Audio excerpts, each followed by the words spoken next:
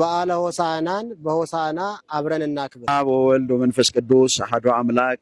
ሰላም ጤና ይስጥልኝ። በዓለም ዙሪያ በኢትዮጵያም ያላችሁ የተወደዳችሁ የእግዚአብሔር ቤተሰቦች፣ እንደሚታወቀው በአብይ ጾም የመጨረሻው ሳምንት ሕማማት ከመድረሱ በፊት ሆሳዕና በዓልን እናከብራለን። ይህንን በታላቅ ድምቀት የምታከብረው ደግሞ በማዕከላዊ ኢትዮጵያ ያለችው የሰላም አምባሳደር ከተማችን ሆሳዕና ናት።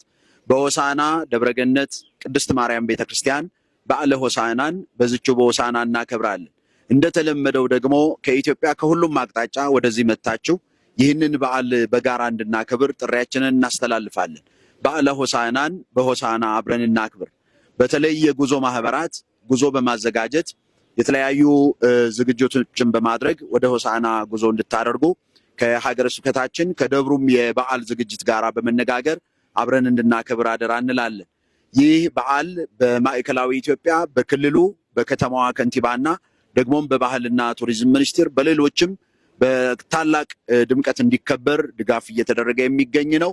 ሁላችንም በጋራ የምናከብርበት ጊዜ ስለሆነ በተለይ በብፁዕ አባታችን በአቡነ ሕርያቆስ በሚተላለፈው መመሪያና ጥሪ መሰረት ሁላችንም በጋራ እንድንገናኝ አምላከ ቅዱሳን ይርዳን።